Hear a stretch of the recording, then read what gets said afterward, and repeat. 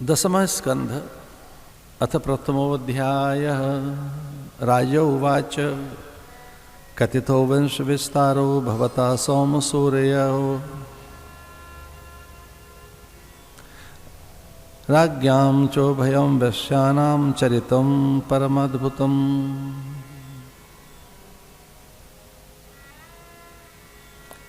अवतीर्यं यदोर्वंशे भगवान् भूतभावनः कृतवान् यानि विश्वात्मा तानेनो वद विस्तरात्।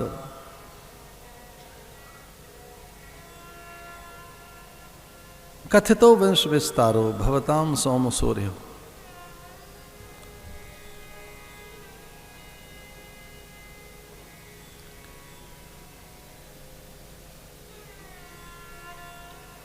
परीक्षित कहता है, गुरुवर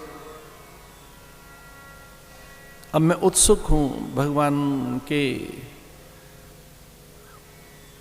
अवतरण की कथा के लिए।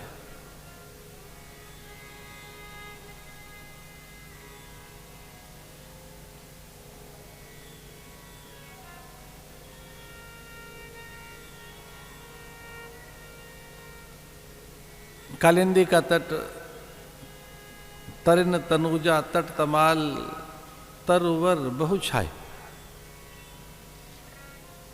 जम्बू तमाल पाकर रसाल,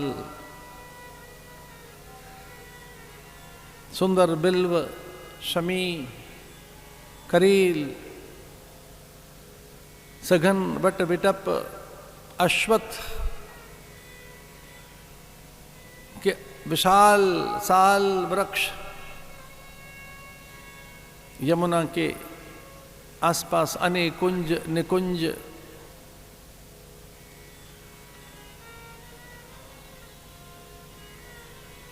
अद्भुत ब्रज और मधुपुरी,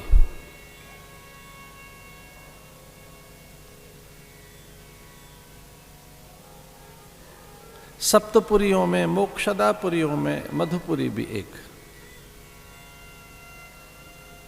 मथुरा माया कांची अवंतिका, इनमें एक मधुपुरी भी, और उसके आसपास अनेक रम्य वन, अनेक उपवन, वीथि वाटिकाएं, अनेक सरोवर, अनेक रमणीय वन।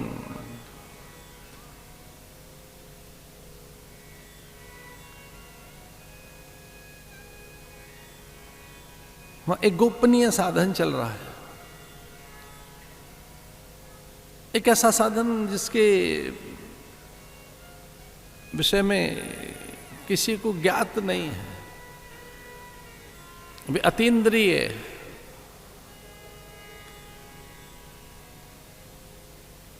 छलांग लगाकर जो जितेंद्रिय महापुरुष है, ऐसे अनेक योगी यति तपः पूत महात्मा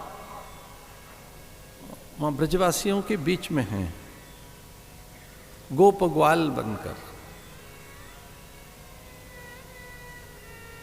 एक बड़ा साधन उनका मौन में, वे जो ऐषणाओं से मुक्त हैं, कामनाओं और स्पृहाओं से जिनका अंतःकरण प्राय शून्य है, जिनमें लौकिक वांछाएं, सुख भोग वांछाएं खोसी गई हैं,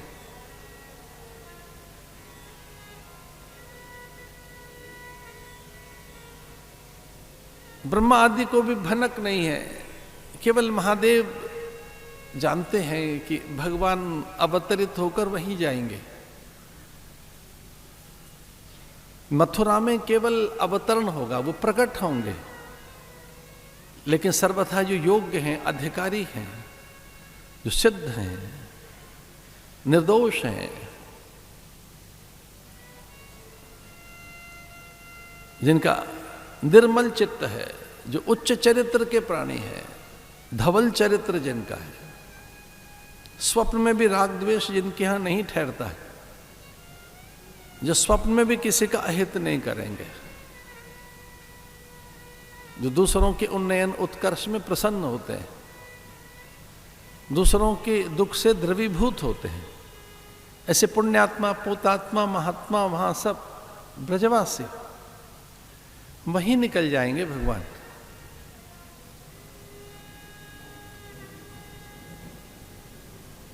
लेकिन इधर देवबालाएं, सुरबालाएं, अप्सराएं यहां अनेक ऋषिकाएं वेश बदलकर पहुंची हैं मथुरा में।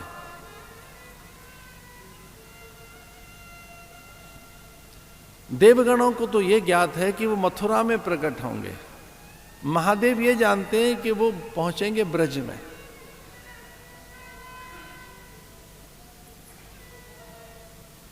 इसलिए यज्ञ पत्नियां, इंद्र भार्या, सची, इंदिरा, स्वयं रमा, ब्रह्माणी, रुद्राणी मथुरा में प्रवेश कर गईं। ब्राह्मणियों का वेश बना लिया उन्होंने, जैसे मानो आशीष देने आई हो। वो ऋषि पत्नियों का वेश बनाकर, ब्राह्मणियों का वेश बनाकर, ऋषिकाओं का वेश बनाकर वो देवकी के आसपास है।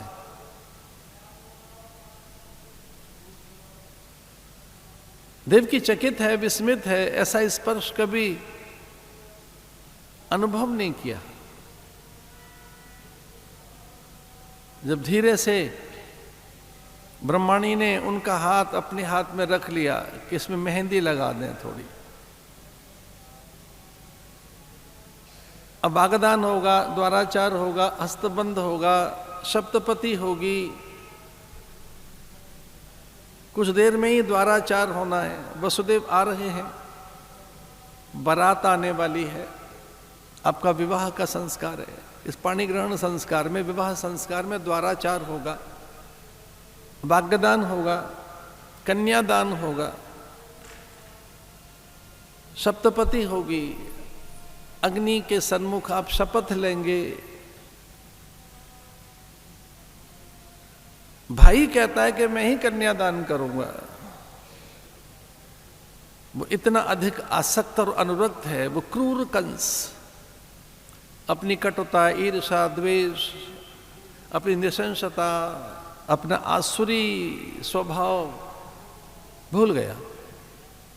अब उसके भीतर दैत्य नहीं है, अब उसमें कोई राक्षस नहीं रहता है, उसमें कोई भोला सहज एक ऐसा प्राणी है जो देवकी को देकर अश्रुपात कर रहा है। देवकी के श्रृंगार को देकर जो भीगी आंखें लिए खड़ा है, अनुचरियां धकेल रही हैं उसे, हटो हटो। कंस की आहट पाकर जो अनुचरियां, दासियां अचेत हो जाती, मूर्छित हो जाती, भयभीत हो जाती कि दुष्ट है, न जाने कौन सा आदेश दे दे।